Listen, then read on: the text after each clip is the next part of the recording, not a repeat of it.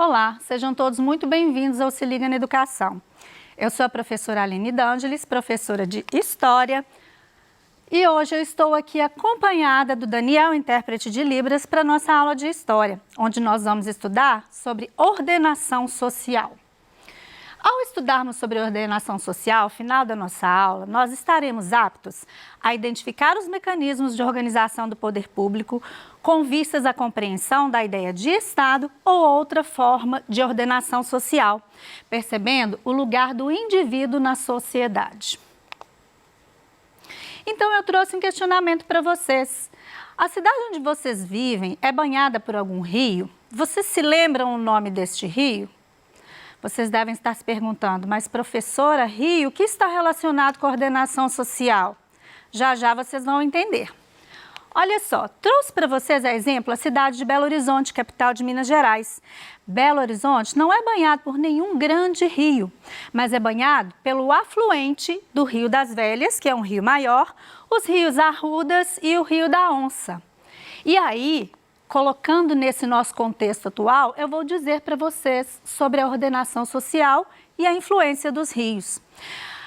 A formação das cidades em tempos remotos, lá na Mesopotâmia, foi muito influenciada com a questão dos rios. Por quê? Foi lá naquele período que os rios, eles serviam para a agricultura, para o abastecimento de água, no período em que o homem deixou de ser nômade e tornou-se sedentário. Nesse período, o homem fixou moradia e começou a produzir o seu próprio alimento através da agricultura. Nesse ponto, então, os rios foram de primordial importância. Os rios maiores na região da Mesopotâmia, com a criação das cidades, eram os rios Nilo, que é um rio que passa no Egito, os rios Eufrates, rio Tigre e o rio Indo, na Índia. Bom, falando então da ocupação humana, porque nós vamos falar da organização social, vocês vão ver que lá na Mesopotâmia, desde aqueles tempos, a sociedade começou a se organizar através de vilas e essas vilas cresceram e tornaram-se cidades. Com a formação das cidades, foi necessário então reorganizar todas as funções de cada um que fazia parte dessa sociedade. Afinal de contas, a princípio, eles apenas eram agricultores e dominavam os animais. Porém, com a criação das cidades, foi necessário criar o comércio para vender os produtos que eram produzidos.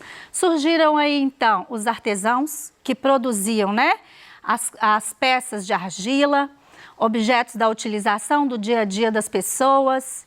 E então, foi dividido o trabalho, houve uma divisão do trabalho neste período. A sedentarização, então, surgiu com essa pequena formação de grupos sociais, vilas e mais tarde cidade. Bem, eles então, além de domesticar os animais e fazer o plantio, eles começaram a produzir ferramentas. Essas ferramentas, elas foram produzidas para lidar com o campo, para lidar com a agricultura. Continuando então falando das cidades, durante essa antiguidade existiram cidades independentes, cidades que nós chamávamos de cidades-estado. Por que cidades-estado? Elas tinham um autogoverno, elas se auto-administravam e administravam as áreas rurais que estavam próximas a elas. Nós temos exemplos de cidades-estados lá na época da Mesopotâmia, mas mais tarde apareceram novamente na Grécia. Essas cidades-estado na Grécia, elas tiveram governos diferenciados. E é aí que entra principalmente o tema da nossa aula. Existia dois tipos de governo, por exemplo, na cidade de Atenas e na cidade de Esparta. Esparta era governado por reis. Esses reis administravam uma fortaleza. Já em Atenas, o que predominava, o que acontecia, era a democracia, onde o administrador ele era escolhido pelo seu povo para tomar conta da cidade, tomar as decisões a respeito daquele espaço territorial. Então, essas cidades permanecem até hoje, professora? Não, muitas delas não conseguiram permanecer. Elas não tinham lá aquelas alianças que fizessem com que elas permanecessem. Porém, a cidade de Atenas existe até os tempos atuais. E no Brasil, vamos contextualizar para a nossa realidade? Quais foram as primeiras cidades criadas no Brasil, que surgiram no Brasil? Porque nós sabemos que quando que os portugueses chegaram, existiam apenas as aldeias indígenas, né? Só existiam as aldeias, não existia cidade ainda. Porém, com o domínio português, o que aconteceu? Portugal achou necessário a criação das cidades para defender o território que ele tinha dominado. Então, para proteger o Império Português, o rei de Portugal ordenou que criassem as cidades, a sua maior parte naquele período na área litorânea, para proteger, para defender o território conquistado. Bem, pois bem, as primeiras cidades que foram fundadas no nosso país, né, no Brasil, São Luís, fundada pelos franceses, Recife, fundada pelos holandeses. E nós temos aqui, com exceção dessas, Salvador, São Sebastião do Rio de Janeiro, Paraíba, São Cristóvão, Natal e Belém. Os primeiros modelos de ocupação do espaço, então, né, gente, brasileiro, foram ali na área litorânea, como eu disse para vocês, que era uma forma de proteger o país, o território conquistado. As primeiras cidades tinham grande importância militar, então, porque elas controlavam quem entrava e saía, certo?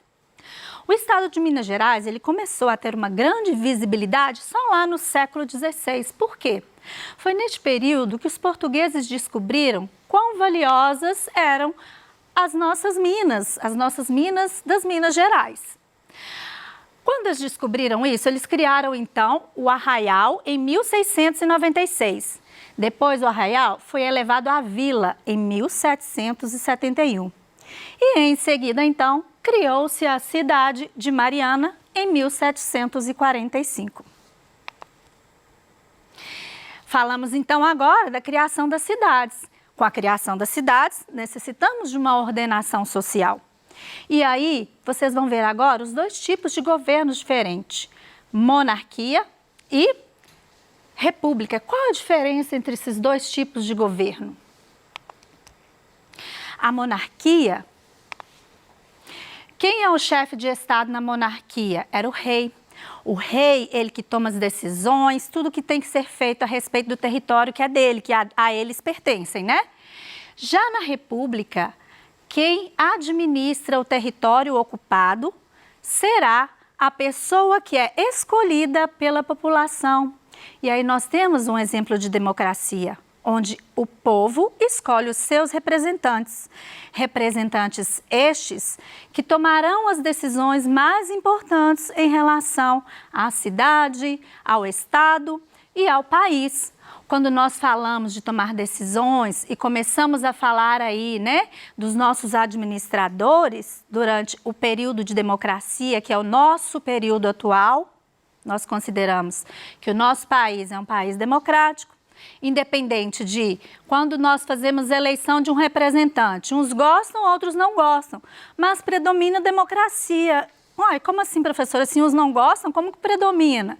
Predomina sim, porque independente de quem é eleito, ele está lá porque foi a grande maioria que o escolheu.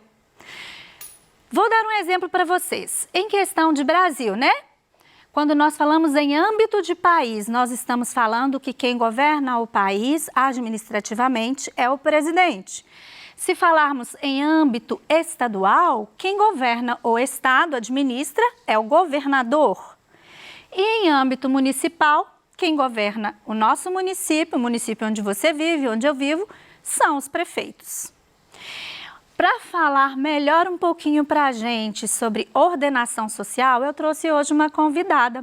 Eu gostaria então de chamar para o nosso estúdio a doutora Elis. A Elisa, ela é advogada, ela é membro, né, vice-presidente da Comissão em Proteção à Mulher contra a Violência Doméstica e também faz parte do Direito na Escola, que é um projeto que trabalha com os nossos estudantes nas escolas estaduais, municipais, entre outras.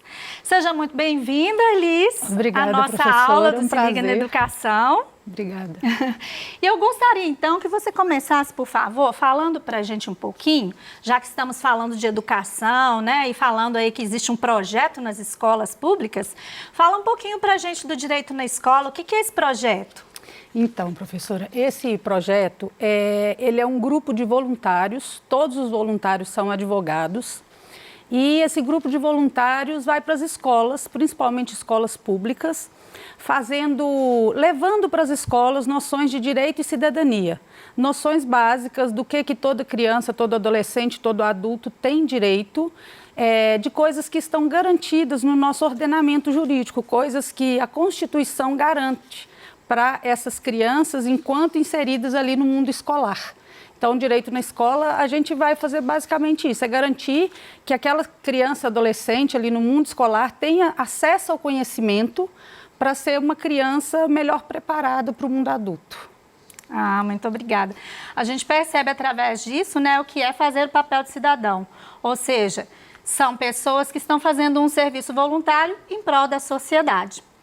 E agora, entrando diretamente no assunto da nossa aula, Elis, eu gostaria que você falasse um pouquinho para a gente sobre como é a divisão do poder político no Brasil, se sempre foi da forma como é hoje, qual que foi a origem dessa divisão que nós temos no nosso país? Então, a professora já falou que tem uma divisão e que existe quando você tem um grupo de pessoas ali que vão se juntando, que esse grupo de pessoas precisa, de certa forma, ter alguém que cuide delas. Então, para isso se criou o Estado, que é o governo. Nós somos um grupo de pessoas que vivemos em sociedade e esse grupo de pessoas tem um governo que cuida delas. E aí essas pessoas escolhem a forma que elas vão viver dentro daquela sociedade, dentro daquele Estado. E aí, no Brasil, hoje, a gente vive um regime de democracia, que é o próprio povo escolhe o seu governo. Mas a gente já viveu em outras épocas a monarquia, que é quando a gente tem um rei que cuida da administração do país. E hoje, o nosso governo é dividido em 3 esferas de administração, professora, que é uma esfera administrativa, uma esfera judicial e a esfera legislativa. Então, nós temos 3 poderes, o poder legislativo, o poder executivo e o poder judiciário. E antes, quando a gente vivia na monarquia, a gente tinha um 4º poder, que era chamado poder moderador. Esse poder moderador era o poder exercido pelo rei. Tinha os 3 poderes, cada um fazia a sua função, e o rei era o moderador, ou seja, qualquer problema que tinha com esses 3 poderes, o rei entrava em cena e resolvia. Era como se fosse um mediador entre esses 3 poderes. Com a proclamação da República, lá em 1889, deixou de existir esse poder moderador, porque foi feita uma nova Constituição e na nova Constituição só ficou os 3 poderes. Então, hoje, desde 1891, que quando foi feita a nova Constituição, logo após a República, existem os 3 poderes. O poder legislativo, que é o poder que vai criar as leis, o poder executivo, que é quem efetivamente administra, que vai executar essa lei que foi criada pelo legislativo, e o poder judiciário, que vai ser o poder que vai colocar essa lei em prática, vai fazer efetivamente essa lei entrar em vigor e funcionar para todo mundo. Muito obrigada. Você poderia, então, falar um pouquinho para a gente agora? Quando nós falamos em 3 poderes, nós falamos que eles são independentes entre si, né? A gente cansa de ouvir, são 3 poderes, poderes independentes entre si. O que significa isso, que os poderes são independentes entre si? O legislativo, o executivo e o judiciário? Então, isso é mais uma coisa que está lá na nossa Constituição. Eu falo assim, que tudo que a gente vai falar, a gente tem que pensar primeiro no que a nossa Constituição prevê. E lá na nossa Constituição está escrito que nós temos 3 poderes independentes e harmônicos entre si. O que isso quer dizer? Independentes quer dizer que um poder não pode interferir no outro. Antes a gente tinha um poder moderador que o rei interferia quando precisava. Hoje não existe mais essa moderação. Então, ninguém pode interferir um poder no outro. Ele ser independente é isso. Por exemplo, o judiciário não pode ir lá no legislativo, que é quem está fazendo a lei, e falar com ele, eu quero que a lei seja assim. Ou o legislativo fez uma lei e aí o executivo vai falar, eu não vou promulgar essa lei, a não ser que exista um fator necessário, porque o executivo pode não promulgar uma lei. Mas, independente disso, um poder não pode interferir no outro, não pode mandar no outro. O judiciário não pode chegar lá e dizer o que os outros têm que fazer, ou os outros não podem chegar no judiciário e falar, eu não quero que você julgue isso, que você faça isso. Isso que é a independência entre eles. Cada um tem autonomia para fazer o que a lei permite. Ah, entendido. Você poderia falar então para a gente a função de cada um desses poderes, o que cada um deles contribui com a nossa sociedade? Vamos lá. Especificamente, o que esses poderes fazem? Primeiro, temos o poder legislativo. O poder legislativo é o poder que vai criar as leis. Ele pode ser federal, estadual ou municipal. Ou seja, nós temos os deputados e os senadores, temos os vereadores no município e os deputados estaduais. Essas pessoas que são votadas, eleitas pelo povo, vão criar a lei que, depois de criada, vai ser mandada para o Poder Executivo. Então, o Poder Legislativo cria a lei, manda para o Executivo vai ver se ela está de acordo com a Constituição, se está tudo correto com ela. Se estiver, ele vai promulgar, ou seja, vai fazer valer aquela lei, vai publicar. A partir daí, ela passa a valer.